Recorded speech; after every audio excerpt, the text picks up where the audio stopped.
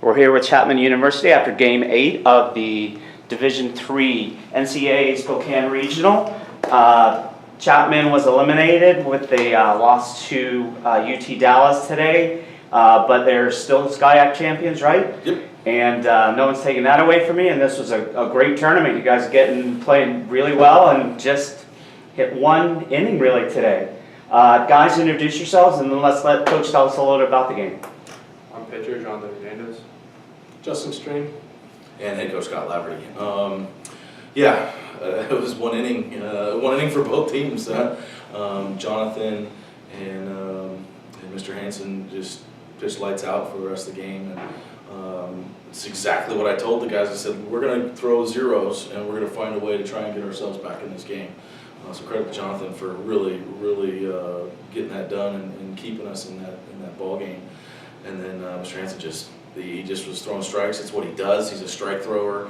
If you look at his numbers, that's what it says. He's going to strike out a lot. He doesn't walk a lot. And you give a guy like that a lead, it's just tough to sometimes to come back because he just throws strikes. We hit some balls hard at people, then they make plays, and we just couldn't get the runners in scoring position to fight back. Yeah, 107 pitches for him. I think you had 90, somewhere in the 90s, I believe. I believe both of you had the same strike ratio, like about 65%. I got to tell you that he mentioned that seeing how well you were dealing, he knew he had to kind of match it. So I think there was a compliment there for you. You came in and shut him down, and you had to right from the start. How did you approach it, knowing I got to stop this and then just hold it? Yeah, no, I appreciate that comment by him, but being coming in out of relief all season long, so I know that every time I come in, I just got to throw up zeros, and we have one of the best offenses on the West Coast and country, so anytime we can throw up zeros, we always know we got a chance to win a ball game. Yeah. And Justin, you had the knock in that first inning. You put him ahead. Was it anything special, or were you just in a moment where you thought, here's the opportunity, good pitch, swing and hit it? Yeah, it was just that. Just doing what I should do with the pitch. Should be up the middle like that. So. Yeah, I mean it was a single up the middle, scored 2 bases, if I'm not mistaken. Mm-hmm. Yeah. Guys, how do you feel about the season? I mean, I know this little press conference is a little bit disappointing to be here, but realize how many teams aren't even in these press conferences, and here you are. So how do you feel about the season? This is not the way you wanted it to end, but there has to be a lot of positives for you about how along the way. Yeah, definitely. I'm definitely super proud of the way our team kind of just turned a corner this year, and I couldn't be more proud of what happened, even though we fell short. It's awesome to be here. I don't know. It's pretty surreal. I don't know. Yeah, we had a lot of ups and downs, but we started out slow, and once we got hot, we kept just rolling. And like you said, not many teams win their conference and get here. So each year we've gotten better and continue to push further and further into the season. And it's amazing to be here playing in a regional, but it's not what we expected. We wanted more, but here it was. Yeah. Coach, how do you feel about things?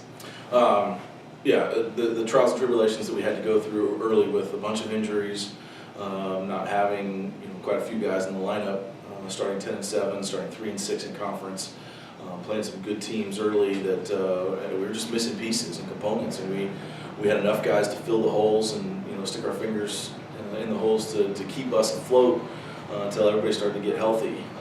We were 10-7 at one point, and then finished where were we 35-13. It's a credit to all of our guys to get everybody going and battle back into the conference tournament, battle through the conference tournament, get here. Here's the other thing, and Greg from TLU mentioned this the other night. The West region is the toughest region in the thing, and to quote him, seeds don't matter. 1, 2, and 3 went down in the first day in the West Coast. You don't see that anywhere else. So they're just numbers when it comes to it. And everybody needs to know, and I'm really glad that we got 7 teams in from the West. We had a full West regional here. We got Tyler in the Midwest.